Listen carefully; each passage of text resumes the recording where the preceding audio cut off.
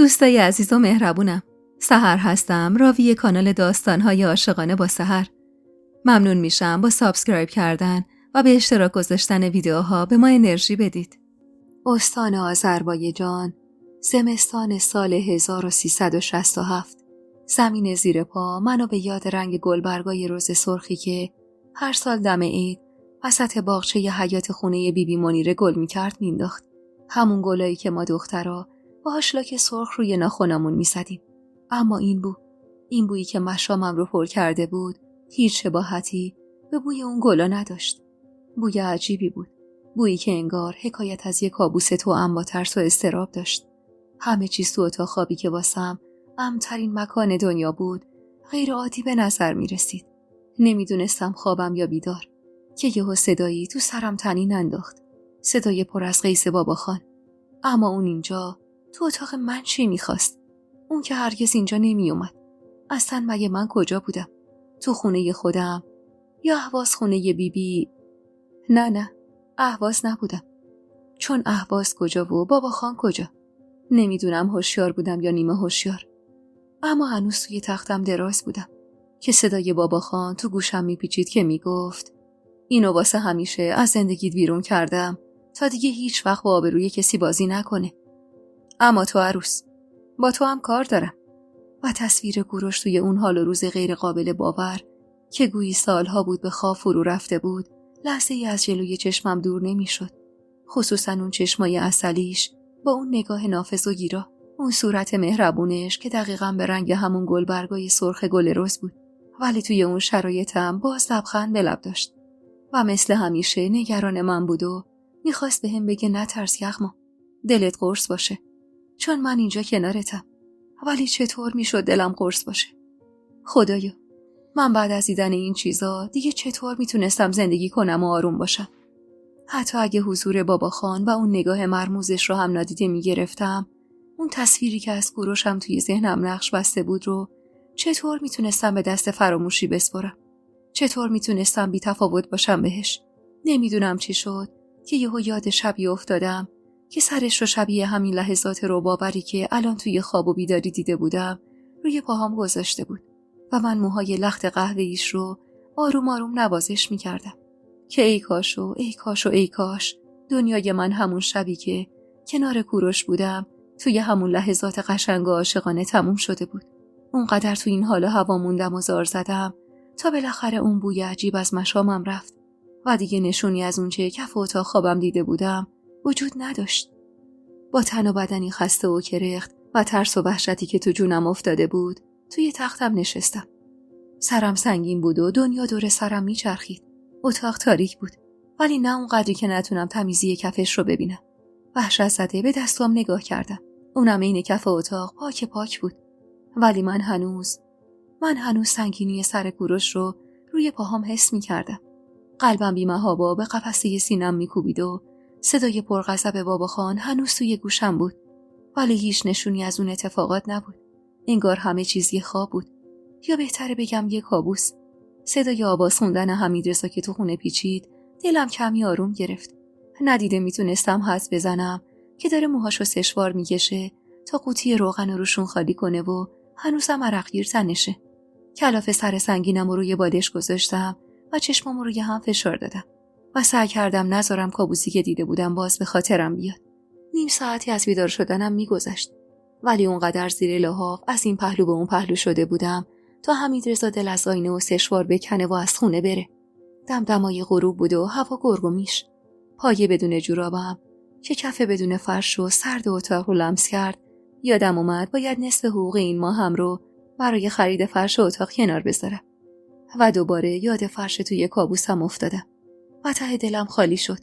بیرمق پا شدم و چراغ اتاق رو روشن کردم و جلوی آینه وایسادم. چنان زیر چشمم گود افتاده بود که انگار نه انگار همین 2 روز پیش شم 33 سالگی رو فوت کرده بودم. زندگی سخت بود. لااقل واسه من یکی که سخت میگذشت و همینم باعث شده بود چهرم کمی از سن و سالم بیشتر نشون بده. خودم میگفتم انگار 40 سالم پر شده. ولی هانیه همیشه به هم میگفت مامان به خدا این دخترای 18 ساله. دخترک زبون باز من یادش رفته بود که خودشه که در آستانه 18 سالگیه، نه مادرش. کرم کاسه‌ای هدیه مارال رو از توی کشو بیرون کشیدم و سعی کردم یادم بیاد طریقه مصرفی رو که چندین و چند بار بهم تذکر داده بود. اینجوری با انگشت وسط با فشار کم و کوبه‌ای قد یه عدس. صدای تیک تاک ساعت دیواری که انگار هر لحظه تندتر میشد بهم یادآوری میکرد چیزی تا ساعت 6:30 نمونده. این پا و اون پا میکردم تا هانیه هم عین هر غروب بهونه رفتن به خونه مارالو بگیره. اما انگار اون روز قرار نبود چیزی طبق خواسته من پیش بره. ساعت که از 6:30 گذشت ناامید روی تخت نشستم. سوت کتری که بلند شد فهمیدم هانیه خیلی وقت بیدار شده و انگار قصد ترک کردن خونه رو نداره. پوست لبم رو به دندون گرفتم و با خودم گفتم حتما درکم میکنه. اون آدم عاقلیه. میفهمه قالش نذاشتم. تو همین فکر و خیالا بودم که با صدای زنگ تلفن از جا پریدم. حتما خودش بود که از دکونی جایی توی بازار زنگ زده بود تا بفهمه چرا دیر کردم. زیر لب غریدم. کاش بیشتر تأکید میکردم که به خونه زنگ نزنه. صدای خوشو به شهانی که تو سالن پیچید فهمیدم اشتباه فکر کردم. گوشمو به در اتاق چسبوندم. نه خاله، حال ندارم بیام. مامانم انگار یکم کسله. میمونم پیشش یکم بهش برسم. آخه امشب شیفت شبه. اونقدر زیر لحاف مونده بودم که دخترکم خیال میکرد مرضی چیزی گرفتم. از دست خودم عصبانی شدم که با خودخواهیم هانیه رو نگران کردم و عین تمام روزای گذشته این 5 سال عذاب وجدان کل وجودم رو گرفت. نفهمیدم مارال از اون سر خط چی گفت که هانیه بلند خندید. خاله جون، شما هم خوب بلدی منو خر کنی یا؟ فهمیدم مارال داره تلاش میکنه هانیه رو از خونه بکشه بیرون و اینطور بود که بار عذاب وجدان روی قلبم سنگین تر شد. تا خواستم از اتاق بیرون بیام و گوشی رو از دستش بقاپم درخواست مارال رو قبول کرد و بی خداحافظی گوشی رو سر جاش گذاشت. سلام دخترم. خاله مارال بود. از دیدنم وسط سالن چشماش برق زد. آره مامان. گفت که کدو حلوایی پخته عصرونه بریم پیشش. بیا بریم مامان. لطفاً. خواهش میکنم. هنوز 1.5 ساعت تا شب وقت داری. گردنشو خم کرده بود و چشماشو خمار تا دلمو نرم کنه. اگه دلم اون لحظه جای دیگه ای نبود قطع به یقین نرم میشد. ولی امان از این دل لامصب من. نفس عمیقی کشیدم و گیجگاهمو با 2 انگشت فشار دادم. تو برو عزیزم. من باید برم داروخانه و بعدش کمی خرید کنم. چشماشو درشت کرد. آخه حال روزت که معلومه اصلا خوش نیست. اون وقت تو این برف خرید واجبه. از پنجره به هوای گرفته و ابری نگاه کردم که تا همین چند ساعت پیش یه بند باریده بود. کمی منومن کردم و گفتم واجبه. خب میگفتی حمید بخره. کلاف سر تکون دادم. اون تا دیر وقت سالن میمونه و دیر میاد. اگه میخوای بری پاشو سری لباس بپوش که تا سر کوچه با هم بریم. هوا تاریکه. میدونی که تنها بری بابا خان بعدش میاد. هانیه هول هولکی لباس پوشید و من تمام مدت سعی داشتم نقش مادرای مبتلا به سردرد مزمن رو خوب بازی کنم. گرچه تمام رفتارم نقش بازی کردن نبود. بعد از اون کابوس لعنتی گیجگاه هم هنوز سیر میکشید و انگار چیزی از درون فشارش میداد. من حاضرم مامان خانم، ولی انگار تو خوب نیستی. میخوای نرم؟ یه رو مونده بود به 7. مطمئن بودم کوروش تا ساعت 8 شبم شده تو کوچه پشتی بیمارستان میمونه. واسه همین هول زده چکمه‌هامو پام کردم و شال بافتنیمو دور سرم پیچیدم و چادرمو برداشتم. نه دور سرت بگردم. خوبم. فقط عجله کن بریم که تاریک شد. در حالی که هنوز با نگاه نگرانش صورتمو برانداز میکرد، چکمه‌هاشو پوشید و جلوتر از من از خونه زد بیرون. در چوبی خونه رو پیش کشیدم و بدون اینکه قفلش کنم، پله‌ها رو 2 تا یکی رفتم پایین.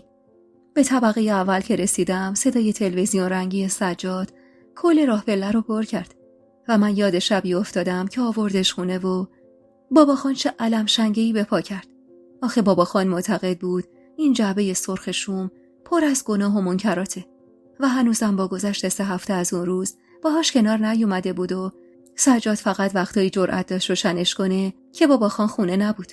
و حالا صدای بلند فیلم هندیش که تو راه پله پیچیده بود دلمو از نبودن بابا خان قرص میکرد. پشت سر هانیه از ساختمون زدم بیرون و دستشو تو دستم گرفتم. هوا دیگه کاملا تاریک شده بود و همین نگرانیمو کمتر میکرد. فقط 1 ساعت فرصت داشتم. واسه همین بی توجه به حجم برفی که پاهام توش فرو میرفت تون تون قدم برمی داشتم و صدای غرغرای هانیه رو نشنیده میگرفتم. سر کوچه درست روبروی خونه مارال وایسادم و لبخند زدم. برو عزیزم. شبم همونجا بمون. ممکنه حمیدرضا دیر برگرده. خب هنوزم نگران نگام میکرد که سر تکون دادم. خوبم، ولی اگه بیشتر لفتش بدی یخ میزنم. با این حرفم دوی سمت در خونه مارالو. من اونقدر صبر کردم تا در باز شد و هانیه از جلوی چشمم محو شد. حالا با خیال راحت که نه، با خیال کمی راحت‌تر میتونستم به دیدار یار برم.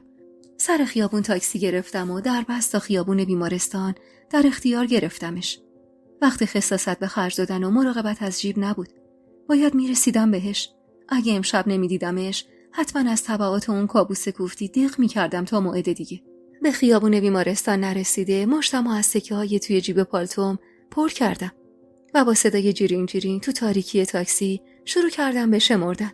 اونقدر هول بودم که شمردن رو چند بار از سر گرفتم تا بالاخره موفق شدم و کرایه رو حساب کردم و به محض دیدن ساختمون بیمارستان از راننده تشکر کردم و پیاده شدم. نیم نگاهی به ساعت مچیم انداختم. 6:07 گذشته بود و حالا دیگه هوا کاملا تاریک بود. تاریکی هوا خیالم رو راحت‌تر می‌کرد. واسه همین با آرامش و اطمینان بیشتری چادرمو جلوتر کشیدم و صورتمو درست عین عزیز سفت و محکم گرفتم. البته نه واسه خاطر سرما یا نگاه نامحرم. تمام درد و غم من اون لحظه در امان موندن از نگاه آشنایی بود. میترسیدم که یغما زن مجید پناهی رو توی این حال ببینه. میترسیدم و با وجود سردرد ناشی از کابوس چند ساعت پیش همچین ترسم هم بیراه نبود. با قدمای تند و بیوقفه خودمو به کوچه پشت بیمارستان رسوندم و با دیدن بیوک سرخ رنگش وسط کوچه نفس آسوده‌ای کشیدم و به پرواز در اومدم. همیشه همین بود. حتی اگه غم دنیا هم روی دلم آوار بود، با دیدن چشمای عسلی و لبخند محجوبش می شدم بی غم ترین زن عالم. تا خواست از ماشین پیاده بشه خودم رو روی صندلی عقب انداختم و هر زده در رو به هم کوبیدم. کجا موندی یغما؟ به والله که دلم هزار راه رفت. راست می گفت. نگرانی و اضطراب از سر و روش می بارید. خجالت زده از زیر رسیدنم لبخند کمجونی زدم. به خدا انگار آسمون و زمین دست به دست هم داده بودن تا من امروز به تو نرسم. بعد با خودم گفتم گرچه این آسمون و زمین فقط امروز نه، که سالیان سال بود و همدستی همکاری کرده بودن که من به تو نرسم. انگار درد دلم رو از تو نگاه مغمومم خوند که دستشو سمتم دراز کرد و انگشتای یخ زدم رو توی دستش گرفت. من این آسمون و زمینو به هم میارم یغما. دیگه این کوروش 20 سال پیش نیست که بشینه تا عشقشو از چنگش در بیارن. من اون موقع بچه بودم. الان دیگه یلی شدم واسه خودم. اینو گفت و به نشونه یل بودن سینه سپر کرد و برآمدگی بازوشو به رخم کشید. هم صحبتی با کوروش با وجود تمام و ترس و نگرانیاش به کامم خوش بود. مثل عسل. حتی اگه تو کوچه پشتی بیمارستان با هزار ترس و لرز روی صندلی عقب ماشینش میشستم و به رجزخونیاش برای بابا خان و سجاد گوش میکردم. کوروشون عشق اولین زندگی من بود که حالا تو سن 33 سالگی به دستش آورده بودم و جوری به کامم شیرین بود که تمام تلخیای زندگیمو شیرین میکرد. شنیدی چی میگم یغما خانوم؟ آخر هفته مرخصی بگیر. میخوام برای تولد بگیرم. تولد؟ مگه بچم؟ نه یار دیگه یغما. یه مهمونی کوچیکه با چند تا از رفقام و خانوماشون. باشه؟ خواهش میکنم. تو سرم حرفای عزیز جولان میداد. شبی که هانیه و حمید رضا برام تولد گرفته بودن، حسابی گره ابرو در هم کشیده بود و دائم زیر لب غر میزد که زن گنده رو چه به تولد گرفتن. گرچه میدونستم درد عزیز زن گنده بودن منو جشن تولدم نیست، ولی بازم هر بار که چشمم به چشمش میافتاد عرق شرم روی شقیقم میشست. عزیز حق داشت به خون من تشنه باشه، ولی به خداوندی خدا که خودشم قبولش داشت من توی هیچ کدوم از مصیبت‌های زندگیم تقصیری نداشتم.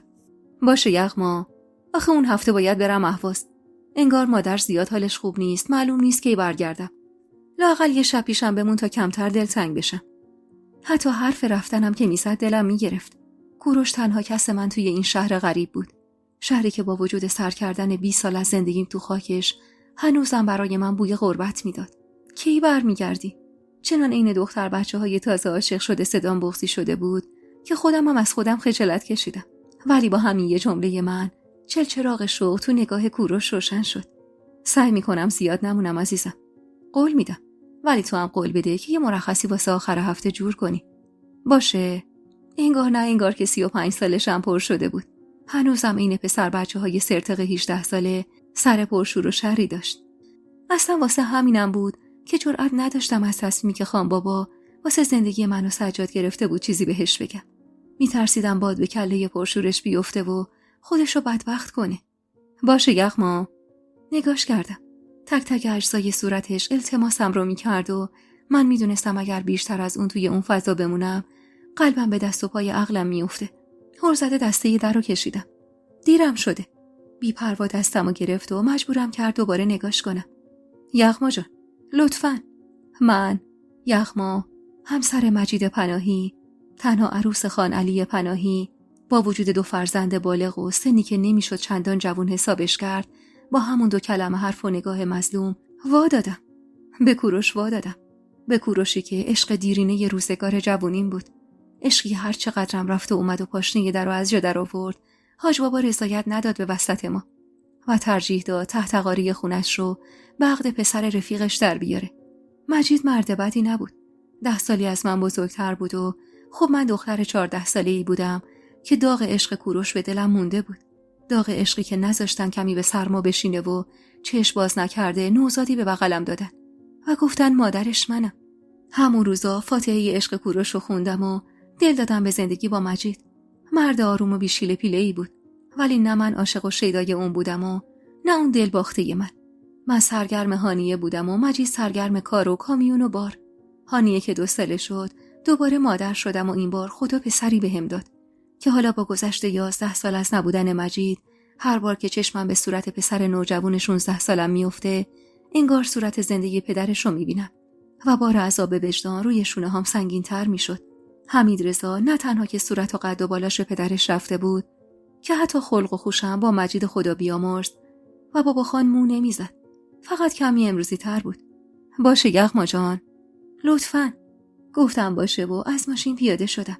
قبول کرده بودم، اما نه واسه خاطر اینکه دلم به حال خودم و کوروش سوخته بود یا در قبال نگاه مظلومش کم آورده بودم. قبول کردم چون حس می‌کردم دارم لحظات آخر زندگی مشترکمون رو می‌گذرونم. خیال می‌کردم که با رفتن کوروش به اهواز و دیر برگشتنش بابا خان نقشه شومش رو عملی می‌کنه و همه چیز تموم میشه. کوروش با ذوق خندید و بوسه‌ای توی هوا برای من فرستاد. چقدر سرخوش و بی‌غم بود. البته تقصیر خودمم بود که هیچ وقت نذاشته بودم از خم و چم زندگیم با خبر بشه و حالا اون نمیدونست پشت این نقاب آرومی که به صورتم زده بودم چقدر شب بیداری و نجوای درد و غم هست. درست 5 دقیقه مونده به شروع شیفت شب رسیدم به اتاق تعویض لباس و روپوشم و تنم کردم. شغل پرستاری و این روپوش سفید از سری تصمیمای زندگیم بود که مدیون مجید بودم.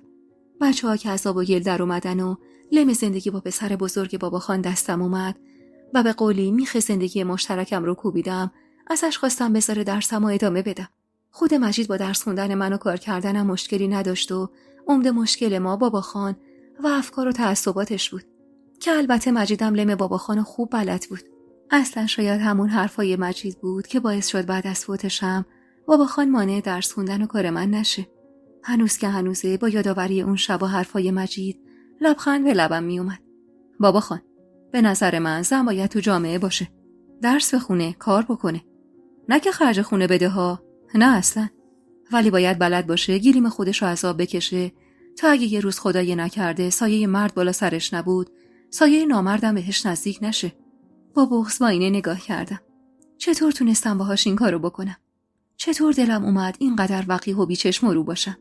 چند لحظه با نفرت به تصویر خودم تو آینه زل زدم تا بالاخره عقلم به دادم رسید. مگه چی کار کردی زن؟ 11 ساله که مجید رفته. تو 11 ساله یه زن تنهایی. عشق کوروش 6 سال بعد از مرگ مجید دوباره توی زندگی تو جوونه زد. حالا داری سرکوفت چی رو به خودت میزنی؟ تا کی قرار خودخوری کنی یغما؟ مگه چند سالته که میخوای حق عشق و زندگی رو از خودت بگیری؟ با خودم کلنجار میرفتم که در اتاق باز شد و سرپرستار با صورتی خسته و بیرمق وارد اتاق شد. وای خدا رو شکر که اومدی. بیا که دارم از پا در میام. نمیدونی این آبله مرغون کوفتی چی کار کرده؟ 2 مریض بدحال داریم، یه پیرزن که آبله زده تو چشمش. یه مرد جوونم هست. با پرچونگی سرپرستار دوباره یادم اومد دلیل علاقم به شغلم چیه. به محض اینکه پام به بیمارستان میرسید، فرصت هر فکر و خودخوری ازم گرفته میشد. و جوری تو مشکلات و درد و مرض مردم غرق میشدم که یادم میرفت کی بودم و تا همین چند دقیقه پیش واسه چی داشتم خودخوری میکردم. اون شب تا خود صبح اونقدر درگیر بودم یا حتی یه لحظه هم فرصت فکر کردن به کوروش و مهمونی آخر هفته رو نداشتم. فقط آخر شب با یه تلفن سرسری به خونه از برگشتن حمیدرضا و موندن هانی خونه مارال مطمئن شدم و صبح بعد از تموم شدن شیفتم با وجود خستگی زیاد یه راست رفتم خونه مارال. مارال دختر عموی مجید بود و تنها رفیق من توی این شهر. زیاد آدم خونگرمی نبودم که بتونم خیلی زود با آدمای غریبه رفاقت کنم. دوستی من با مارال همش به همت اون اتفاق افتاده بود. و الحق که اگر مارال نبود قطعا تا امروز دوام نمی آوردم. مارال 2 سالی از من بزرگتر بود و 2 تا دختر داشت که باعث می شدن هانیه من از تنهایی در بیاد.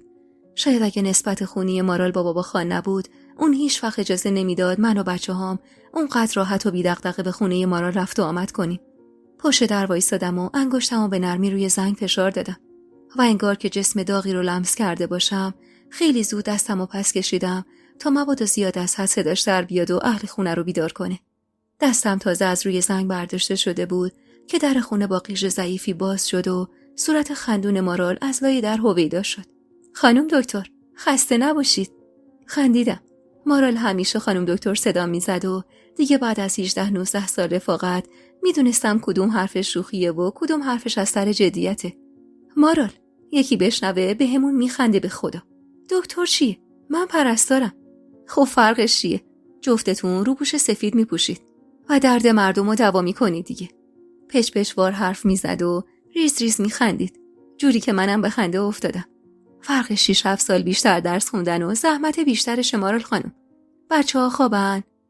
تیکه اول حرفمو شنیده گرفت و من مطمئن بودم این بارم عین تمام دفعات قبل حرفمو به هیچ جاش نمیگیره و بازم جلوی عالم و آدم خانم دکتر صدا میزنه. آره خوابن، به خدا که تا همین 3-4 ساعت پیش بیدار بودن و هیروکرشون به راه بود. من موندم این 3 تا بچه چه حرفی دارن واسه زدن که هیچ وقتم تمومی نداره. ها یخما، گفتم ولشون کن مارال، آخه بیچاره‌ها جز این تفریحی دارن؟ بذار لااقل این برف و بوران یخبندون واسه اینا یه عایداتی داشته باشه. هانیه پشت کنکوری بود و دخترای مارال دبیرستانی و هر 3 به لطف برفی که این چند روز حسابی باریده بود از مدرسه رفتن معاف شده بودن. باشه خانم دکتر تحصیل کرده، بیا بریم تو آشپزخونه باهات حرف دارم. وقتی چشماش اینجوری برق میزد و بازومو اسیر چنگش میکرد میفهمیدم حرفش چیه. چه حرفی جز کوروش و حرفای بینمون برای مارال اینقدر جذابیت داشت؟ به والله که هیچی. خودمو سپردم به دستش و کشون تا آشپزخونه رفتیم. با دیدن میز صبونه‌ای که چیده بود خندیدم. مسعود خان برگشته؟ چشمای درشتش رو تو کاسه چرخون. به نظرت اگه اون برگشته بود خانمو اجازه میداد دختر تو شب اینجا بمونه؟ خجالت زده لب گزیدم. یعنی این میز واسه منه؟ پس واسه عممه؟ خب معلومه دیگه. ذوق زده پشت میز نشستم و یه لقمه نیمرو گرفتم و با ولع تو دهنم چرخوندم. وای خدا خیرت بده مارال. داشتم غش میکردم از گشنگی. یه صندلی گذاشت درست روبروم و نشست روش و جوری دست گذاشت زیر چونه و زل زد بهم که انگار من تخت سیاه کلاسم و معلم داره درس حساب میده. خب گیج سر تکون دادم. چی خب؟ کلافه سر تکون داد. چه خبر؟ از کجا؟ از دیشب و کورو. پریدم وسط حرفش. بچه ها میشنون. نگران نباش، اونا رو توپ هم بیدار نمی کنه. با اینکه مارال مطمئن بود صدامون به گوش بچه ها نمیرسه، پا شدم و در چوبی آشپزخونه رو بستم و برگشتم سر جام. خب بگو دیگه. هیچی والا، فقط همو دیدیم. رو ترش کرد. واسه همین 2 کلمه پا شدی در رو بستی؟ ده حرف بزن دیگه یغما. باید با مقاش از تو دهنت حرف کشم. هنوزم از حرف زدن راجع بهش خجالت میکشیدم. گرچه مارال هیچ وقت هیچ جوری رفتار نکرده بود که باعث خجالتم بشه، ولی دست خودم نبود. واسه همین با شرم سر به زیر انداختم و انگشتامو به بازی گرفتم. گفت واسه آخر هفته یه شب مرخصی بگیرم، میخواد واسم تولد بگیره. اینو با 1000 جور شرم و خجالت گفتم و دندونامو روی هم فشار دادم. چند لحظه‌ای که گذشت و صدایی ازش در نیومد، با نگرانی نگاهمو به نگاهش دوختم. برقش توی چشماش نشسته بود و لبخند محزونی به لب داشت. یغما، من خیلی برات خوشحالم. 20 ساله که میشناسمت، ولی این برقی که تو چشمات رو هیچ وقت ندیده بودم. بی هوا منم بغضم گرفت. ولی من میترسم مارال، از آینده این رابطه و زندگیم. میدونی که بابا خان کلافه سر تکون داد. میدونم عزیزم. اصلا واسه همینم هست که زنم این روزا شده عین آتیش زیر خاکستر. با یادآوری حالا هوای این روزای عزیز حالم خرابتر شد و گفتم حق داره بیچاره. میدونی چقدر آرزو داشت واسه آینده سجاد. حالا مجبوره یه زن بیوه با 2 بچه بگیره براش. داغ جشن عروسی و سروساتش هم به دلش میمونه. مارال در حالی که معلوم بود حرفامو قبول داره ولی نمیخواد اقرار کنه اخم کرد. نشستی قصه اونو زندگی پسرشو میخوری؟ پس خودت چی؟ تو چه گناهی کردی که باید زن یکی بشه هم سن پسرت؟ راست میگفت.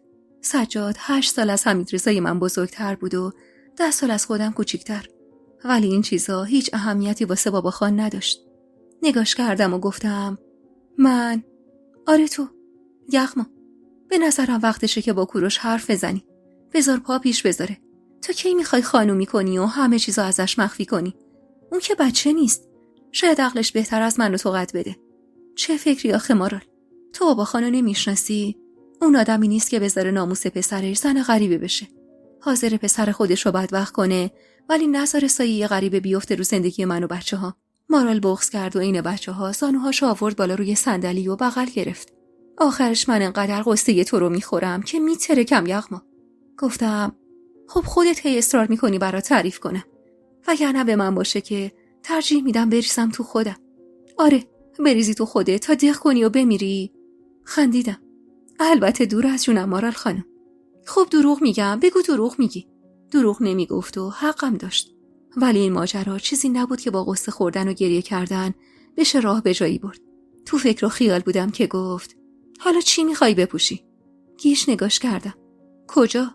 چپ چپ نگام کرد و گفت شب عروسیت با سجاد. خب شب تولدت دیگه. آخه چقدر تو هپروتی؟ سر تکون دادم و گفتم بهش فکر نکردم. کوروش خیلی کله خرابه. میگه رفقاشو خانماشون هم دعوت کرده. نمیترسه به گوش آشنا برسه؟ مارال سر تکون داد. نه به اون که داره از اون ور بوم میفته، نه به تو. دیگه اونقدر هم ترس نداره که. رفقای کوروشو چه به خانم و این خاندان. یه مجری گول دانشگاهی که حتما زناشون هم عین خودشون قرتی و ادا اطفارین. نفسی آسوده بیرون دادم چون تنها چیزی که دلمو قرص میکرد همین بود. کوروش تو زنجان کار میکرد و تموم رفقاش از همکاراش بودن و خیلی بعید بود آشنایی مشترکی بین اون و این خاندان باشه. لبخند اطمینان که نشست روی لبم، مارال کف دستاشو به هم کوبید. پس حالا که اون قرتی خانوما هم هستن، اون پیرهن بنفش پلیسه رو بپوش. خیلی بهت میاد. گفتم اون قدش کوتاهه. اولین بار میبینمشون، روم نمیشه که. ای بابا، یهو دیدی آخرین ملاقاتتون بود، بذار یه تصویر جذاب ازت تو ذهنشون بمونه. اونقدر مارال رک و سری حرف زده بود که بغض عین تیر تیزی از شله در رفت و تو گلوم نشست.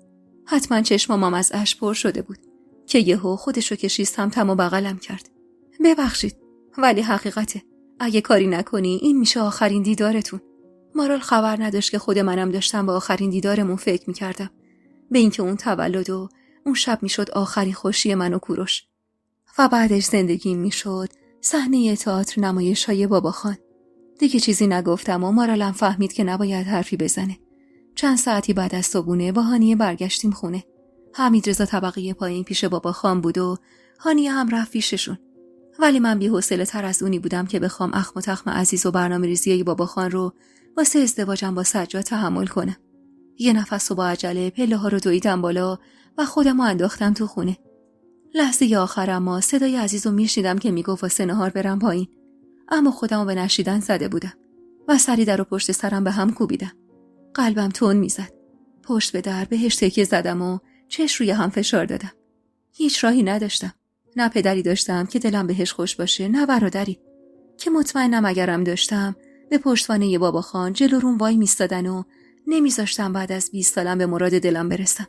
چشم باز کردم، نگاهم به قاب عکس مجید افتاد. انگار زل زده بود تو صورتم. اخم چهره داشت، عین تمام وقتای دیگه. ولی آدم بدخلقی نبود. زیر لب زمزمه کردم کاش نرفته بودی، کاش بودی مجید. به محض زدن این حرف اما یه فکر لجوجی عین خوره افتاد به جون مغزم که هر چقدر سعی می‌کردم شنیده بگیرمش نمی‌شد. اگه مجید نرفته بود دیگه کوروشی در کار نبود. از مرگ مجید خوشحال بودم، به والله که نبودم. ولی از بودن کوروش خوشحال بودم. یه حال عجیبی داشتم. یه دلشوره عمیق با عذاب وجدان و ترس و غم و شوق. میون اون همه حال عجیب تصمیم گرفتم یه بارم شده حتی واسه اولین و آخرین بار به ساز دلم برقصم. راه افتادم به سمت اتاق خواب و در کمدو باز کردم و پیراهنی که مارال گفته بود و در آوردم. یه پیراهن پلیستگی میدی آستین بلند که یقه 7 داشت. اما تمام مدتی که تو اتاق بودم کابوس روز قبل تو ذهنم تداعی میشد. انگار خدا هم میخواست با اون کابوس وحشتناک بهم گوشزد کنه که اگه پا کج بذارم ممکنه چه بلایی به سر زندگی خودم و کوروش بیارم. یعنی ممکن بود بابا خان اون بلا رو به سر کوروش بیاره؟ بعید نبود. بی هوا یاد خواستگاری برادر توران خانم زن همسایه افتادم. درست 2 سال بعد از مرگ مجید بود. بابا خان چنان قشقرقی به پا کرد که حتی پای خود توران خانومم از این خونه بریده شد و بعد از اون دیگه هیچ خواستگاری جرئت نکرد به در این خونه بزنه. وقتی مجید فوت شد سنی نداشتم. 20 سالم هم پر نشده بود. ولی خوب میدونستم بابا خان آدمی نیست که بذاره ناموس پسرش به دست غریبه بیفته و مهمتر از اون نوه‌هاش. و البته خود منم هیچ میلی به نو کردن زندگیم نداشتم. تمام هم و غمم هانیه و حمیدرضا بود و درسی که زیر سایه بابا خان میخوندم. ولی امان از وقتی که سایه کوروش دوباره روی زندگیم افتاد. چنان هوای عاشقی به سرم زد که هیچ متوجه قد کشیدن پسر کوچیک بابا خان و رسیدنش به سن ازدواج و پچ‌پچای مردم نشدم. درسم تموم شد. مشغول به کار شدم. سجاد رفت خدمت و درست توی بدترین برهه از زمان تقدیرمون به هم گره خورد. زمانی که قلب و روح و جسمم وصل به قلب و روح و تن کوروش بود. اما بابا خان خوابای خوشی برای آینده من و سجاد دیده بود. البته این خوابا فقط از نظر خودش خوش بود. نه من راضی به این وسط بودم، نه عزیز، نه حتی خود سجاد. پسر جوونی که تفاوت سنی زیادی با پسر خودم نداشت و خلق و خوشم هیچ ربطی به خلق و خوی بابا خان و مجید خدا بیامرز نداشت. دلم به حال اون بیشتر از خودم میسوخت. گرچه هیچ مخالفتی با این وسط نداشت. ولی مطمئن بودم فردا روزی از این تصمیم پشیمون میشه. 23-4 سالش بیشتر نبود و چه میفهمید وسط با زنی که 10 سال ازش بزرگتره یعنی چی؟ دل اون خوش بود به ارث و میراثی که بابا خان قولش رو بهش داده بود و البته که چیز کمی هم نبود. 2 دهن دکون توی بازار قدیمی و 2 هکتار زمین و این خونه و کامیون خودش. با این وعده و ایدا نمیشد به مخالفت کردن سجاد با این وسط دل خوش کرد. کلافه توی تختم نشستم و پیرهنمو به سینم چسبوندم. مارال راست میگفت. شاید این آخرین دیدار من و کوروش بود و من باید یه تصویر بی‌نقص از خودم توی ذهنش به جا میذاشتم. تصمیم گرفتم همون پیرهن پلیسه بنفشم رو تنم کنم و کمی بیشتر از همیشه به خودم برسم. 3 شنبه بود و باید خودمو برای آخر هفته و مرخصی گرفتن آماده می‌کردم. عین دخترای 18 ساله دلهوره داشتم. دلهوره‌ای توأم با شوق و غم. شوق کنار کوروش موندن واسه یه شب تا سحر برای اولین بار و غم آخرین بودن این اولین. به زور بغضم و غور دادم که مبادا قطره اشکی بچکه روی لباسم و از روی تخت بلند شدم. بچه که نبودم. من یه زن 33 ساله بودم که دست بر قضا مادر 2 فرزند بود و باید قبل از هر چیزی به زندگی و آینده اونا فکر می‌کردم. نباید هوس و عشق خودم رو اونقدر بزرگ می‌کردم که خدشه‌ای به آینده دختر و پسرم وارد بشه. تا آخر هفته مدام با خودم تکرار می‌کردم یغما این اولین و آخرین باره. مبادا یادت بره تو یه مادری. باشه یغما از تو گذشته این حرفا. مبادا عشق کورت کنه. خوب میدونی که اگه بابا خان بفهمه چی کار میکنه. میدونستم. بابا خان اگه اون چیزایی که تو کابوسم دیدم رو هم عملی نمی‌کرد، قطعاً حمیدرضا و هانیه رو ازم میگرفت و منو از زندگیشون پرتم میکرد بیرون. دقیقاً عین یه دستمال نجس. شاید هر کسی از دور زندگی منو میدید با خودش میگفت زن حسابی. مگه بچه‌ای؟ تو سن و سالی ازت گذشته. درس خوندی و کار و درآمد داری. تو حتی فرش زیر پاتم با عرق ریختن خودت صاحب شدی. پس چرا افسار زندگیت رو دست پدر شوهر مردت میسپری؟ ولی این حرفا فقط از دور قابل درک و باور بود. خود منم تا وقتی دور از این خونه میشستم مدام به سرم میزد که بچه‌هامو این بغچه زیر بغلم بزنم و از این خونه برم. ولی مگه بریدنی بود؟ حمیدرضا از بعد به تولد چنان علاقه‌ای به بابا خان داشت که گاهی با خودم میگفتم انگار جای من بند نافش به ناف اون گره خورده بود. گرچه پسرم هم گناهی نداشت. تا اومد دست چپ و راستش رو تشخیص بده، چرخ فلک سایه پدر رو ازش گرفت و سایه بابا خان ناخواسته هر روز بیشتر از روز قبل روی زندگیش سایه انداخت. من اگر میخواستمم نمیتونستم از این خونه و زندگی برم. نه به خاطر خودم، که فقط به خاطر بچه‌هام. میدونستم حمیدرضا بدون بابا خان 2 روزم دوام نمیاره و این وابستگی چیزی نبود که با گذر زمان کم رنگ بشه. پنجشنبه که از راه رسید تازه دلاشوبم شروع شد. از صبح گیج و آشفته و بی هدف این طرف و اون طرف میرفتم و 1000 بار تصمیم گرفتم با یه تماس تلفنی قرارمون رو کنسل کنم. اما نشد. یعنی مارال نذاشت. عین ینگه عروس از همون کله سحر دورم میچرخید و زیر گوشم پش پش میکرد. جوری که بچه‌ها هم حساس شده بودن و مشکوک نگام میکردن. آخر سر عصبی شدم و سرش داد زدم. مارال، بس کن تا بدبختم نکردی. بدون اینکه ذره ناراحت بشه ابرو چین داد. عین دختر بچه‌ها هولی چرا؟ زن گنده، خودتو جمع کن. بذار ابروهاتو یکم باریک‌تر کنم. چپ چپ نگاش کردم و اون حتی ذره‌ای هم به خودش نگرفت و به زور نشوندم روی تخت. ببین یغما، امشب میخ رو بکوب. باشه؟ بهش بگو خودتو خلاص کن. بگو که خانمو میخواد ایام عید عقدتون کنه. خب شاید یه کاری کرد. نیشگونه ریزی از بازوش گرفتم و با چشم به در باز اتاق اشاره کردم که یعنی ساکت باش تا بچه‌ها نفهمیدن. ولی مگه گوشش بدهکار بود؟ انگار قصد داشت با پرچونگیاش دست دلم رو این دم آخری پیش همه رو کنه. تا غروب 1000 بار مردم و زنده شدم تا ساعت و دقیقه های کشدارش بگذره. مارال پیراهن جورجت پلیسم رو تا زد و توی کیفم چپون و 1000 بار زیر گوشم پش زد. ماتیک و مداد چشمم برات گذاشتم. یادت نره بزنی ها. سعی کردم موقع رفتن از خونه عین همیشه رفتار کنم. عین تمام وقتایی که شیفت شب بودم و بچه‌ها رو به عزیز یا مارال میسپردم. ولی اون شب اونقدر هول و دستپاچه بودم که حس می‌کردم همه از نگاهم میخونن کاسه زیر نیم کاسه دارم. به بچه‌ها گفته بودم جای همکارم باید شیفت بمونم و از بیمارستان مرخصی گرفته بودم. موقع بیرون اومدن از خونه چنان حال خرابی داشتم که مارالم متوجه حالم شد و به بهونه خداحافظی کردم بغلم کرد و زیر گوشم گفت آروم باش یغما، چیزی نمیشه. لااقل یه امشب و لذت ببر. کم مونده بود بزنم زیر گریه که هانیه خندید. چتونه شماها؟ مگه قراره بره سفر قندهار؟ چرا اینقدر مشکوک رفتار میکنید؟ همون لحظه که هانیه این حرفو زد و قلب من با شدت بیشتری شروع کرد به تپیدن، حمیدرضایی که داشت از در بیرون میرفت پشیمون شد و برگشت و زل زد به صورتم. دروغ چرا؟ یا آن از بچه‌ای که خودم زاییده بودمش ترسیدم. از اون نگاهی که بی نهایت شبیه نگاه پدرش بود شرمم شد. شرمی که از حس ناپاک بودن خودم توی اون لحظه نشأت می‌گرفت. سعی کردم از چش تو چش شدم باهاش امتناع کنم. مامان، چرا یه شکل دیگه شدی؟ کم دستپاچه بودم که با این حرفش دستپاچه تر شدم. مارال که مطمئن بود من به تنهایی از پس این مهلکه بر نمیام، پرید وسط. مدل ابروهاشو عوض کردم. خوب شده؟ یکم هشتیشو بیشتر کردم و البته نازکتر. چشماش بیشتر معلومه. مگه نه؟ ترسیده نگاهی به حمیدرضا انداختم که اخماش در هم بود و معلوم بود از تغییر قیافم چندان راضی نیست. نه، چیه شبیه این زنای؟ فهمیدم میخواد چی بگه، لب گزیدم و حمیدرضا هم که خودش فهمیده بود حرفش نابجاست بقیه‌شو خورد. چون ابروی نازک و زیاد از حد هشتی از دید بابا خان و مردای امثال اون مال زنای بدکاره بود. خوبه برو پی کارت بچه. تو هنوز دهنت بوی شیر میده. نمیخواد ادای خانمو رو در بیاری. با این حرف مارال حمیدرضا رو ترش کرد و بدون خداحافظی رفت طبقه پایین. کلافه و ناراحت به مارال نگاه کردم. کاش این کارو نمی‌کردی. راست میگه بچه.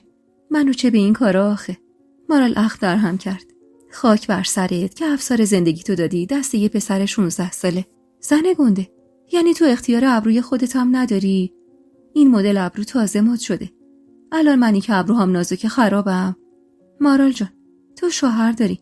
من زن بیوام حرف در میارم واسم. خوبه تو اگه خودت اینجوری نگی کسی کاری به کارت نداره.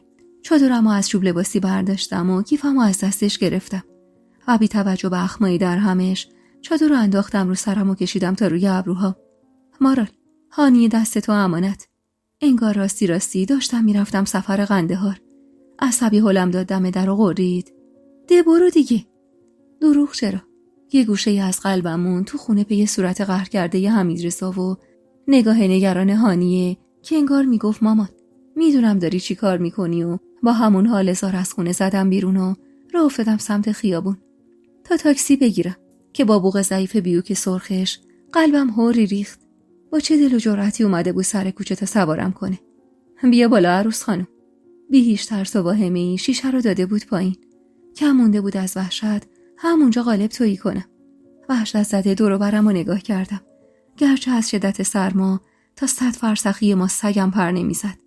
ولی همون یکی دوتا جوونی هم که در حال عبور بودن منو به وحشت مینداختن. با ترس شادرم و جلوتر کشیدم. دقیقاً عین عزیز.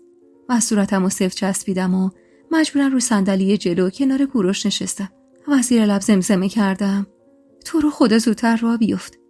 اونجوری که صدام از ترس میلرزید کوروش هم فهمید حالم رو به راه نیست. واسه همینم بدون شوخی و کلکل راه افتاد. چند تا خیابون که از کوچه خودمون دور شدیم تازه تونستم نفس حبس شدم و رها کنم و حرف بزنم. عقل تو از دست دادی کوروش.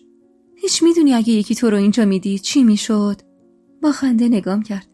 یغما جان مگه بچه ایم؟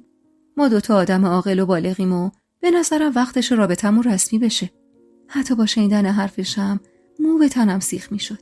باشه ولی اینجوری نمیگی پا میشی میای اینجا یکی میبینه؟ کوروش من یه مادرم. مادر میفهمی؟ اگه پسرم بفهمه 5 ساله با معشوقه قدیمیم رابطه دارم چی به سرش میاد؟ مگه گناه کردیم یغما؟ من و تو محرم همیم. من که همون 5 سال پیش گفتم بذار بیام خواستگاری تو بودی که گفتی نه. گفتی بچه‌هام کوچیکم بذار بزرگ بشم بعد. منم گفتم به روی چشم. 15 سال به پای عشقت نشسته بودم. گفتم چند سال دیگه هم روش. ولی حالا دیگه بچه‌هات بزرگ شدن. هانی امسال کنکور میده و حمیدرضا مردی شده واسه خودش. یغما به خدا که دیگه بسته. به خدا دیگه نمیکشم و این دلم طاقت نداره. بوق کرده نگاش کردم. تمام اون به پای عشق من نشسته بود و چقدر از این بابت عذاب وجدان داشتم. حتی از این 5 سال بیشتر از اون 15 سال عذاب میکشیدم. من از روز اولم میدونستم این رابطه آخر عاقبت نداره.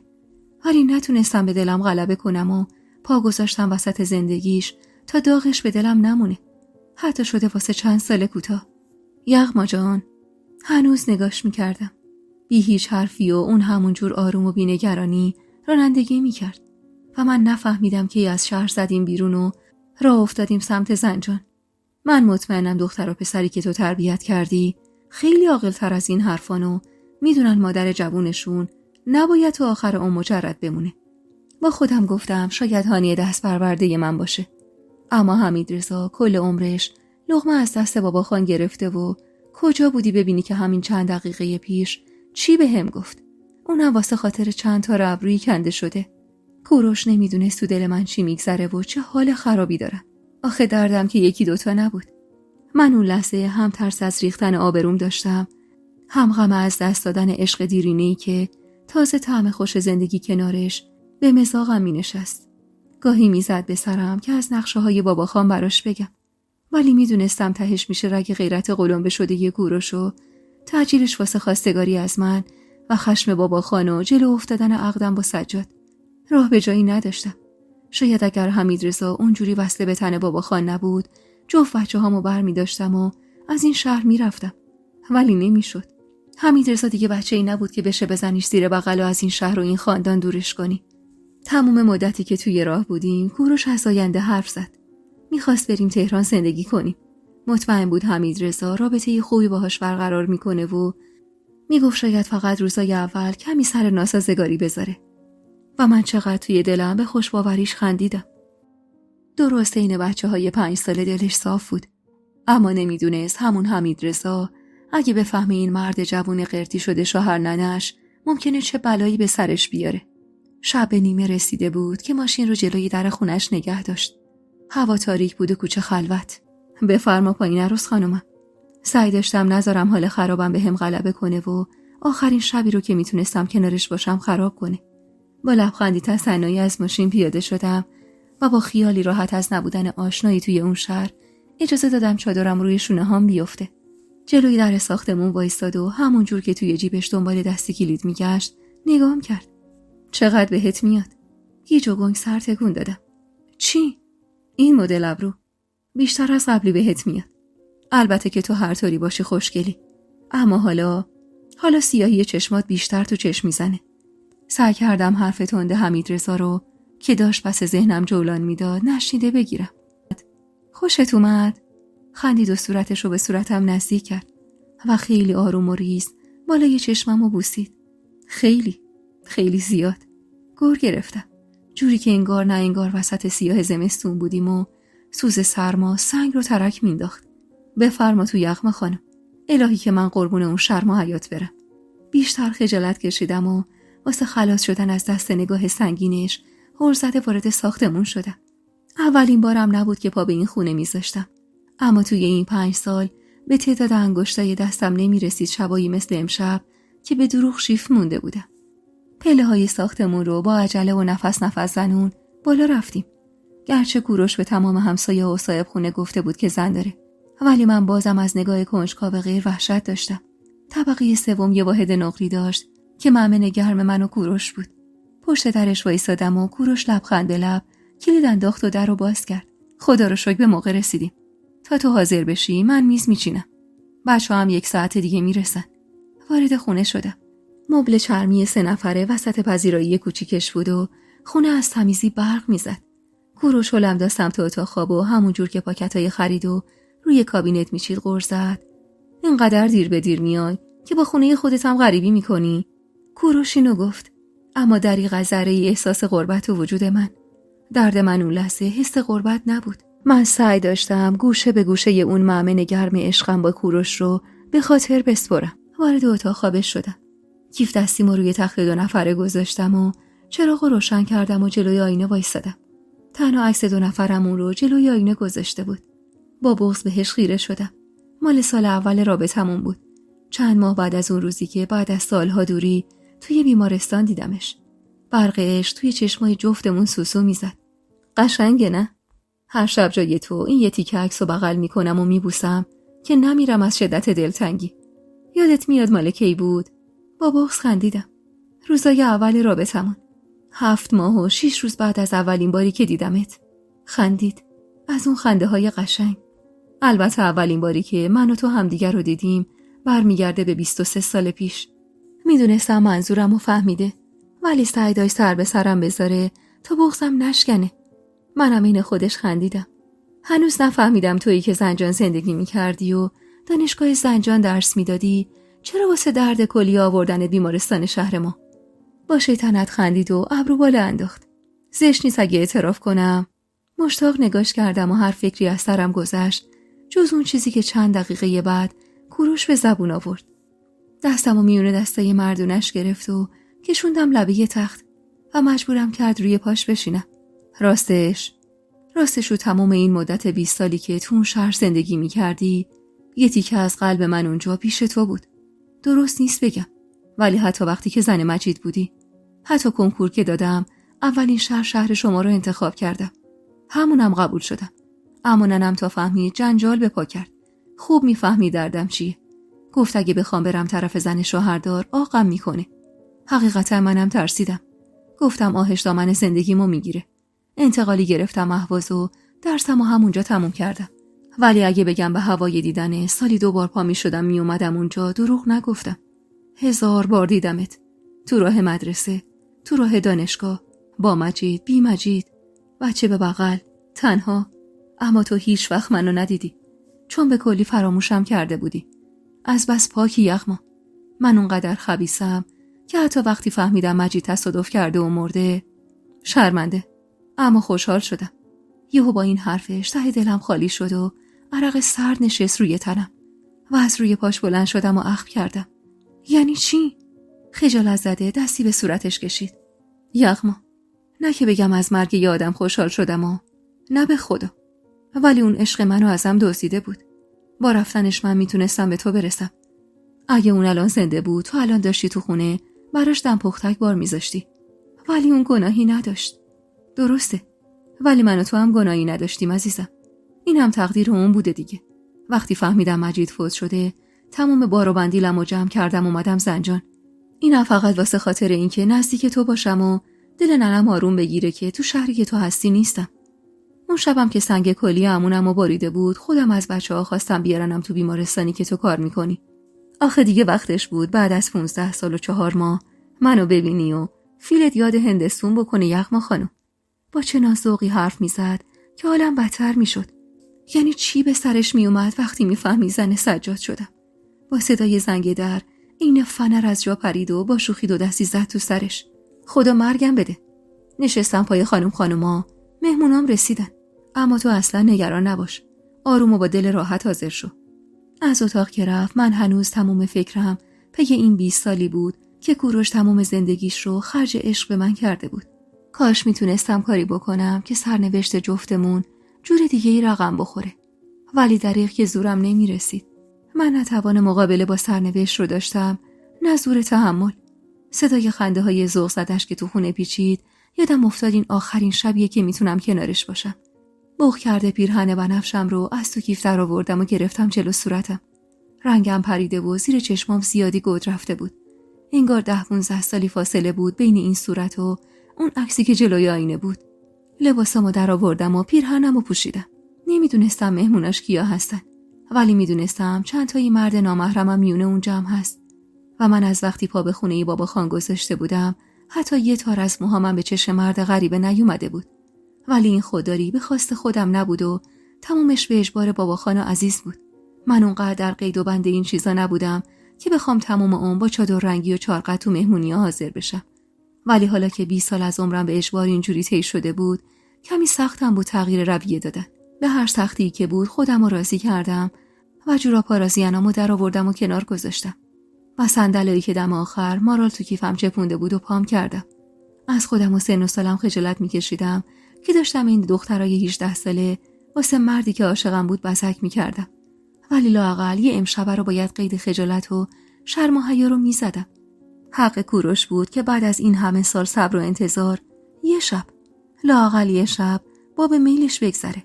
همون جور که مارال یادم داده بود کرم مالیدم و پشت پلکم خط پهنی کشیدم و با دست کمی کم رنگش کردم.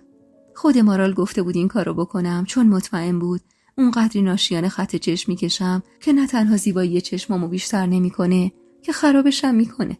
آخر سر ماتیک گلبه‌ای رنگم روی لبام زدم و کمیم روی لپام مالیدم و موهای بلند و لختم و دورم ریختم. آخرین باری که اینجوری آرایش کرده بودم و به خودم رسیده بودم و اصلا یادم نمیومد. شاید برمیگشت به زمانی که مجید زنده بود. اونم نه شب و روزای عادی تو خونه که واسه مجلس عروسی نزدیکی چیزی. به صورت معصوم و بوق کرده خودم تو آینه خندیدم. یغما، حق خودتم هست که لااقل یه امشب رو تو کل عمرت اونجوری بگذرونی که دلت میخواسته. حق منم بود. ای خدا، اگه میدونستم اینقدر سنگ تموم میذاری اصلا مهمون دعوت نمیکردم که دوتایی جشن بگیریم. با شنیدن صداش سرچرخوندم و درست رو به روش وایسادم. غیرتی شدی؟ خیال کردم آرایش غلیظ و پیرهن رنگی جذبم به چشمش زیاد اومده. ولی انگار اشتباه میکردم که اونجوری به خنده افتاد. یغما خانم، من از مردای خاندان خانعلی نیستم من کوروشم. رگ غیرت من واسه آرایش و لباس عشقم به جوش نمیاد. رگ غیرتم وقتی به جوش میاد که یکی بخواد عشقم رو عذاب بده. موقع زدن جمله آخر حرفش چنان نگاهش مشکوک و نافذ بود که یه آن احساس کردم از تصمیم بابا خان خبردار شده و نمیخواد برون بیاره. عین مترسک سر جام خشکم شده بود که لبخند زد و خودش رو به هم نزدیک کرد. چشم قشنگم. اونقدر ماه شدی امشب که دلم میخواد همین الان برم مهمونا رو دست به سر کنم و تا خود سحر بشینم نگات کنم. خندیدم. مطمئنی میخوای فقط نگام کنی؟ اخم ریزی کرد. به من شک داری؟ تو این 5 سال جز نگاه و گاهی یه ماچه ریز خطای دیگه ای ازم سر زده؟ راست میگفت و من همیشه چقدر از این بابت ازش ممنون بودم که با وجود محرم بودنمون پا از حدش فراتر نمیذاشت، چون میدونست چه حس عذاب وجدان شدیدی به من القا میشه. اونقدر جنتلمن بود که آن از حرفی که بهش زده بودم خجالت کشیدم که یهو با شیطنت خندید و بغلم کرد و کنار گوشم زمزمه کرد. البته دیگه طاقتم داره تاق میشه یغما خانم. به خدا که ایوب نبیم صبرش 20 سال لبون نیورد. شرمنده خندیدم و گفتم کوروش، جان کوروش، بیا بریم بیرون. زشته حالا میگن اینا ما رو دعوت کردن، خودشون چپیدن توی اتاق. گرچه آبروداری کردم پیش مهمونا فقط بهونه‌ای بود واسه فرار از حسی که اون لحظه به هم دست داده بود. تنم جوری گر گرفته بود که حرارتش از گونه ها میزد بیرون. بند وجودم آغوشش رو میخواست و قلبم چنان میتپید که کم مونده بود به پام بیفته. واسه همین هل زده دستشو گرفتم و از اتاق کشوندمش بیرون. درست اینی زن و شوهر معمولی دست توی دست هم وارد سالن پذیرایی شدیم و من جوری که انگار واقعا خانم اون خونه بودم به تک تکشون خوش اومد گفتم. 4 تا زوج بودن و همه تقریبا هم سن و سال خودمون. 2 تاشونو از قبل به صورت لفظی میشناختم و 2 تای دیگه اما کاملا غریبه بودن با من. توی اون جمع نگاه دختری برو چشم رنگی که از همه جوانتر بود و کوروش میگفت به تازگی با دوستش نامزد شده به چشمم عجیب میومد. هر بار که سرگرم صحبت با کسی بودم و بی هوا رو برمیگردوندم تا به کوروش نگاه کنم، متوجه نگاه خیره اون دختر که اسمش لیلا بود میشدم. شاید 7-8 سالی از من جوانتر بود و اگر این سنجاق سینه وصل نشده بود و بغل نامزدش امین، با خودم میگفتم این نگاه‌های خیره و مشکوکش واسه خاطر اینه که گلوش پیش کوروش گیر کرده. آخرای شب که یخ جمع به کلی باز شد، تازه بزمی که کوروش ترتیب داده بود شروع شد. به کمک رفیقش امین میز رو پر از شیرینی و نوشیدنی کرد و درست لحظه‌ای که می‌خواست کیک رو از آشپزخونه بیاره، با همکاری امین موزیک ملایم و عاشقونه‌ای از دستگاه پخش شد. به کلی فراموش کرده بودم کیم و با چه دوز و کلکای خودم رو رسوندم اینجا و چند جفت نگاه نگران و منتظر پشت سر خودم جا گذاشته بودم. این فراموشی اما به عمد بود. خودم سعی کرده بودم که واسه یه شبم که شده فراموش کنم چجوری و چرا اینجا. میخواستم از لحظه به لحظه یه لحظاتی که با اون بودم لذت ببرم. همه محض برگشتم به خونه فراموش کنم که چی بهم گذشته. یغما خانوما، بیا یه آرزو بکن و شمع تولدتو فوت کن. کنارش وایسادم و دست کوروش بی توجه به نگاه میخ شده ی لیلا دور کمرم حلقه شد. لطفاً آرزو کن سال دیگه این موقع 4 تایی تهران باشیم تو خونه خودمون. اونقدر آرزوش به دلم خوش نشست که چشمامو بستم و بی توجه به محال بودنش از خدا خواستم برآوردش کنه. اونم نه واسه خاطر دل خودم که واسه خاطر دل کوروش که چند برابر من عذاب کشیده بود تو این سالها. با صدای سوت و دست زدن بچه‌ها چشمامو که به اشک نشسته بودم باز کردم، اما یهو به نگاه مبهوت لیلا برخوردم. نمیدونم چی تو نگاهش داشت که رعشه به تنم مینداخت و تمام خوشی اون شبمو زهر میکرد. ولی کوروش از 7 عالم فارغ بود. با چه نازوق و شیطنتی کاردک مخصوص به برش کیک رو به دست گرفت و شروع کرد به رقصیدن که منم به خنده افتادم. استاد اگه دانشجوها تو این وضع ببیننت دیگه تره هم واسط خورد نمی‌کنن. امین بود که به زور جلوی خندش رو گرفته بود و سعی داشت با حرفاش کوروش رو از اون همه سرخوشی منع کنه. اما انگار کوروش هم از من بدتر بود و داشت تمام تلاشش رو می‌کرد تا از اون شب و اون جشن نهایت لذت رو ببره. مهم نیست امین خان، بخند و مسخره کن. اما عاشق نشدی که بفهمی اون لبخند روی لب معشوق چقدر شیرینه و آدم حاضره براش هر خفتی رو به جون بخره. چجوری قرار بود این همه مهر و محبتش رو فراموش کنم؟ این همه عشقو مگه میشد فراموش کرد؟ اون صدای خوشتنین و نگاه گرمی که یه لحظه هم ازم دریغ نمیشد. چجوری باید با تقدیرم کنار می اومدم؟ بعد از بریدن کیک که این تازه عروس تومادا به دست جفتمون بریده شده بود، کوروش با ذوق و خنده جعبه کوچیک از تو جیب شلوارش در آورد. اینو دیگه باید قبول کنی. امسال با هر سال فرق داره. نمیشه و نمیتونم و میترسم هم نداریم. اگه خدا بخواد و تو هم با هم راه بیای، امسال آخرین تولدیه که اینجوری با بغض جشن میگیریم. پس دستت کن و درش نیار. با بغض خیره شدم به انگشتری که سعی داشت با لطافت و انگشت حلقه دست چپم بنشونه. امین با خنده و شوخی کل زد که شام عروسی بخوریم حالا. از همون بعد به ورودشون به خونه و شوخیاشون با کوروش فهمیده بودم که تک تکشون از چند و چون رابطه من و کوروش خبر دارن. کوروش لبخند محجوبی زد و نگاه شیرینی به هم انداخت، اما حرفی زد که تمامی شیرینی نگاهش به کامم زهر شد. ایشالله ایام عید نوروز. درست همون زمانی که بابا خان تدارک دیده بود واسه عقد من و سجاد، اما کوروش طفلک هیچ ازش خبر نداشت. از اون لحظه به بعد دیگه نفهمیدم شب چجوری سر شد. اونقدر دلهره داشتم که حتی یادم نمیاد چجوری در قبال هدیه‌های بچه‌ها ازشون تشکر کردم. ساعت تقریباً 2:30 شب بود که مهمونا تک تک ازمون خداحافظی کردن و رفتن. خونه که خالی و خلوت شد، دلهرم فروکش کرد و خودمو انداختم رو مبل چرمی و بی هوا یادم افتاد که فراموش کردم عین باقی شبایی که شیفت وای میستم به خونه زنگ بزنم و از حرص و دستی کوبیدم تو سر خودم. وای کوروش، دیدی چه خاکی به سرم شد؟ کوروش با نگرانی خودشو به هم رسون. چی شده مگه؟ خدا نکنه عزیزم. در حالی که بغض گلومو گرفته بود و با حالی که فقط چند تا پلک فاصله داشت با گریه نالیدم. من عادت داشتم هر شبی که شیفتم آخر شبش زنگ بزنم خونه حال بچه‌ها رو بپرسم. امشب اونقدر درگیر شدم که پاک یادم رفت. لبخند مهربونی زد و سرمو تو بغلش کشید. الهی من بمیرم برای این دل کوچیکت. واسه اینقدر بغض کردی؟ خب کاری نداره که. پاشو یه زنگ به خونه بزن تا خیال تخت بشه. آخه الان کوروش این موقع شب. سر خود پا شد رفت سمت تلفن و گوشی رو تو دستش گرفت. مطمئنم اونا هنوزم منتظرته. پاشو یغما. پاشو تا دیرتر نشده عزیزم. جوری با اطمینان حرف میزد که غم از دلم رفت و گوشی تلفن از دستش گرفتم. با نگرانی و تشویش شماره تلفن خونه رو گرفتم. بعد از تکبوق کوتاهی صدای لرزون و نگران مارال تو گوشم پیچید. یغما تویی؟ دختر نباید یه خبر از خودت به من بدی؟ مردم از نگرانی. با شنیدن صدای نگران مارال اونم اون وقت شب پشت گوشی تلفن خونه خودم دلهرم بیشتر شد. چیزی شده مارال؟ این وقت شب اونجا چی میخوای؟ با تک سرفه‌ای گلوشو صاف کرد. هیچی جونم. یکم دلهره داشتم ترجیح دادم پیششون بمونم. تو خوبی؟ خوبم. بچه‌ها خوبن؟ آره جونم. چرا بد باشن؟ هانی خیلی منتظر تماست شد. دیگه از یکی گذشت رفت خوابید.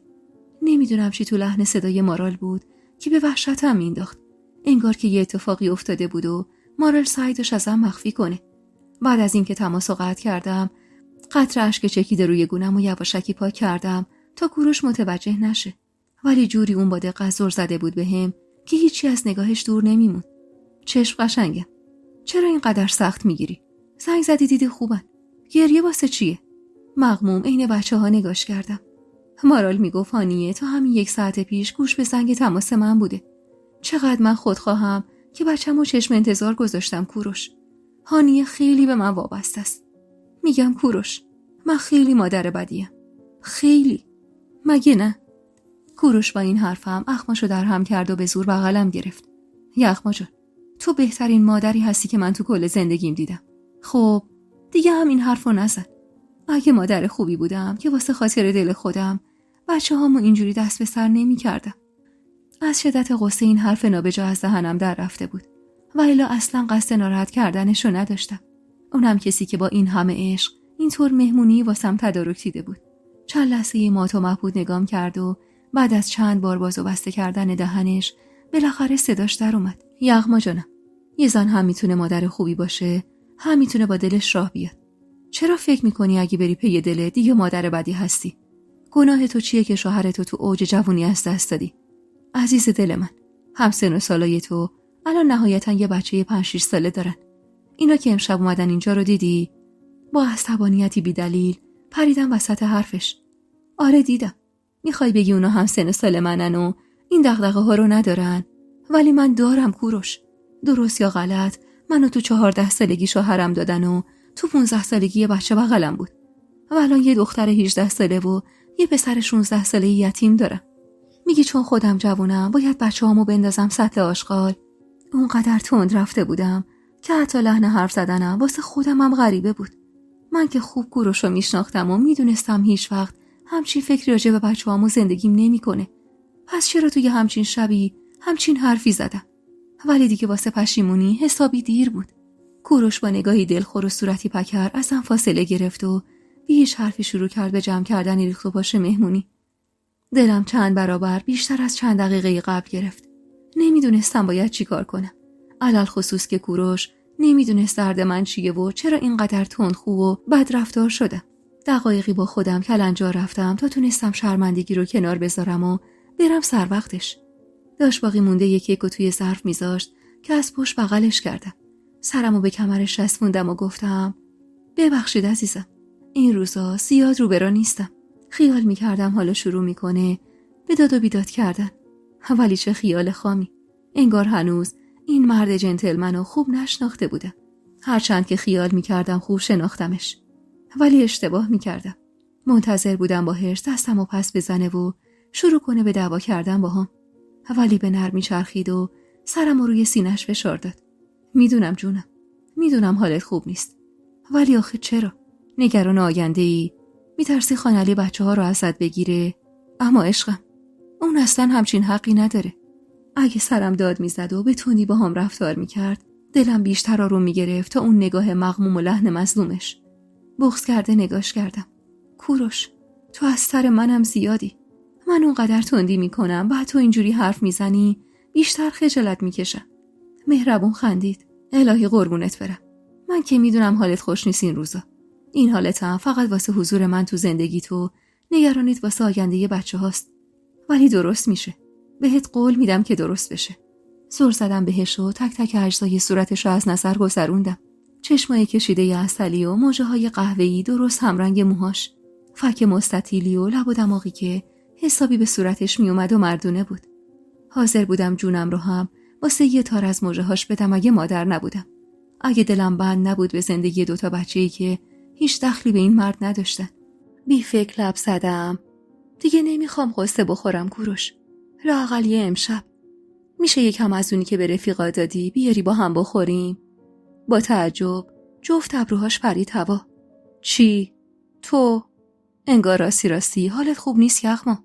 خندیدم. یه خنده پر از درد. آخه شنیدم میگن مسکن درد دل آدم عاشقه. آره یغما، دوای درد تو حرف زدن با منه، نخوردن اون. یقه پیرهنش رو چنگ زدم و ملتمسانه نگاش کردم. لطفاً کوروش، یه امشب. آخه من تو کل عمرم حتی واسه یه بارم از تو قدمی بطری اون رد نشده بودم. ولی اون شب میخواستم سنگ تموم بذارم برای دل داغ دیده خودم و مردی که 20 سال تموم به پای من نشسته بود و اون شب قرار بود آخرین دیدار ما باشه، مگر اینکه معجزه‌ای رخ میداد. کوروش که دید واقعاً همچین قصدی دارم، با خنده راه افتاد سمت میز و اشاره کرد که برم پیشش. منم بدون ذره‌ای خجالت روی پاش نشستم. شب از نیمه گذشته بود. کوروش 2 ظرف از روی میز برداشت و نصف پرشون کرد. یغما جانم، قسم بخور که به جز من با هیچ کس دیگه ای از این نخوری. ظرفو از دستش گرفتم و زور زدم تو چشماش. به همین 2 چشم عسلیت قسم میخورم که جز با تو با هیچ کسی نخورم. و توی دلم تکرار کردم این اولین و آخرین باریه که بهش لب میزنم. لبخند شیرینی زد و اون حرکت مخصوصا انجام داد و گفت به سلامتی زندگی آینده پیش رومون. تا خواست بغض بشینه تو گلوم یه نفس سر کشیدم، اما حس کردم که کل گلوم آتیش گرفت. بیا اینو بخور. چرا یه نفس؟ دختر مگه دوغه؟ آروم آروم. دستش رو که پر از مغز پسته بود پس زدم و با همون حالی که انگار تموم وجودم داشت گر میگرفت نگاش کردم. نمیخوام. بذار نگات کنم کوروش. یغما، داری منو میترسونی. چرا یه جوری رفتار میکنی که انگار شام آخرمونه؟ دستمو نوازشوار روی صورتش سر دادم و خندیدم. شاید کوروش، شاید. چند لحظه خیره نگام کرد و بعد بی حرف آروم دوباره کمی برام ریخت و من بی توجه به این که خودش حتی لبش رو هم تر نکرده بود سعی کردم دوباره یه نفس سر بکشم که یهو احساس کردم اتاق داره دور سرم میچرخه. دست باچه شد و گفت یغما، اینجوری پس میافتی. تو رو خدا بیا اینو بخور. حتی نای مخالفت کردنم نداشتم که به زور چند تا مغز پسته توی دهنم گذاشت و سرمو در آغوشش گرفت. کاش حرف بزنی جونم. تا کی قراره بریزی تو خودت؟ با من حرف بزن، بگو چی داره اینجوری عذابت میده. حتی اگه بگی حضور من باعث بانی این حالته، حاضرم از زندگیت برم تا آرامش بگیری. سرمو که سنگین شده بود به زور بالا گرفتم. کوروش، من بدون تو چجوری زندگی کنم؟ با نگرانی گفت آخه چرا به همچین چیزی فکر میکنی عزیز من؟ من تا آخر عمر کنارتم. دارم همه چیزو جفت و جور میکنم که رابطمون علنی بشه. این بار که برم اهواز با ننه حرف میزنم و با خودم میارمش اینجا. میخوام پا پیش بذارم. تو نگران هیچی نباش. سرم سنگین شده بود و اختیار زبونم دیگه دست خودم نبود. گیج دور و برم و نگاه کردم و گفتم کار خوبی میکنی کوروش. آخه بابا خان خیالات خامی برام تو سرش داره. میخواد شوهرم بده. لحنم کاملا کشدار بود و مشخص بود که حالم میزون نیست. کوروشم اینو خوب میدونست که این فنر از جا پرید و منی که بهش تکیه کرده بودم ولو شدم روی مبل. چی داری میگی یغما؟ اون پیرمرد خرفت چه خوابی دیده؟ اون به گور 7 جدش خندیده. مگه شهر هرته؟ این دیوونه ها به هرس خوردنش میخندیدم که با یه حالت عصبی هجوم آورد سمتم. ده حرف بزن دختر. پس بگو چرا اینقدر حالت خراب بود؟ به زور دستم و دور گردنش حلقه کردم و گونش رو بوسیدم. تو رو خدا شبمونو خراب نکن. بیا بگیر تو امینو بخور که هر چی غم داریم بدیم دست باد. و تقریبا به زور تمام محتویات ظرف رو به خوردش دادم. اخمای در همش با خوردن اون بیشتر در هم شد. ظرفو از دستم گرفت و یه نفس کلش رو سر کشید. خیره نگاش کردم. درست این خودم غمگین و پکر بود. شاید حالا دیگه حال روحی خرابم رو بهتر درک میکرد. یغما تو رو جان من بگو که اون پیرمرد نمیتونه این بلا رو سر زندگی ما بیاره. دروغ مصلحتی گاهی از گفتن حقیقتم واجب تره. درست این اون شب وقتی با دیدن حال بدش مجبور شدم به دروغ متوسل بشم. درست حالم دست خودم نبود. اما هنوزم میتونستم راستو از دروغ تشخیص بدم. واسه همین به دروغ گفتم نمیتونه. هیچ کسی نمیتونه من و تو رو از هم جدا کنه. و شاید اون اگر در شرایط عادی بود حرفمو باور نمیکرد. لبخند ملیحی زد و سرمو دوباره توی آغوشش گرفت. نمیذارم. دیگه این بار نمیذارم گذشته تکرار بشه. نذاشتم بغض چیره بشه به احوالم و به زور سرمو از سینه‌اش جدا کردم. و با یه حالت سرخوشی صورتمو به صورتش نزدیک کردم. میدونی که عاشقتم کوروش؟ لبش به خنده کش اومد. بعد از 20 سال اولین باره که اقرار کردی. اولین باره. هر بار که میگفت 20 سال تمام تنم گر میگرفت و یاد تمام روزایی میافتادم که به عشق من سر کرده بود. یغما تو نباشی منم نیستم. به خدا میمیرم بی تو. با این حرفش چنان آتیشی به جون دلم انداخت که بی معطلی بوسه‌ای که تو تمام این سالها دلم میخواست نثارش کنم رو نثارش کردم و برای اولین بار بود که اینطور بوسیدمش. از شدت تعجب و شوکی که بهش وارد شده بود دستاش از دور کمرم سر خورد و دو طرف بدنش افتاد. این رفتارای مظلوم و معصومش رو که اصلا شبیه مردای 30 ساله نبود میدیدم دلم بیشتر به درد می اومد. 2 بار و 3 بار بوسیدمش و با خنده نگاش کردم. چرا اینجوری نگاه میکنی؟ مثلا زن و شوهری ما؟ واسه اولین بار بود که رابطمون رو اینجوری میخوندم و برق شوق توی نگاه کوروش میگفت که چقدر از این حرفم خوشش اومده. آره قربونت برم. زن و شوهریم. یه هفته دیگه هم موعد این عقد سر میاد و بعدش دیگه عقد دائم میکنیم. و من اون شب به چنان جرأتی دست پیدا کرده بودم که وقتی این حرفو میزد بدون هیچ ترسی تو چشماش زل زده بودم و به این فکر میکردم که تنم فقط تا 1 هفته دیگه محرم کوروشه ولی روح و قلبم تا ابد محرم این مرد میمونه و هیچ عقد و امضایی توانایی اینو نداره که بتونه این محرمیت دلی رو از بین ببره. دستامو دور گردنش حلقه کردم و تقریبا بهش آویزون شدم. کوروش جانم. بس انتظار. بوسه تو چشمام خیره شد. مطمئنی؟ یغما اما تو الان راست میگفت. شاید حالم دست خودم نبود ولی نه اون قدری که نفهمم دارم چی کار میکنم. فقط ترس و اضطرابم از بین رفته بود. واسه همین گفتم من هیچیم نیست. عقلم سر جاشه. میخوام کنار شوهرم باشم و تا خود صبح. دوستای عزیز و مهربونم، یک دنیا ممنونم که تا پایان این قسمت همراه هم بودید و خوشحال میشم اگه نظراتتون رو در مورد این قسمت توی کامنت ها با ما به اشتراک بذارید.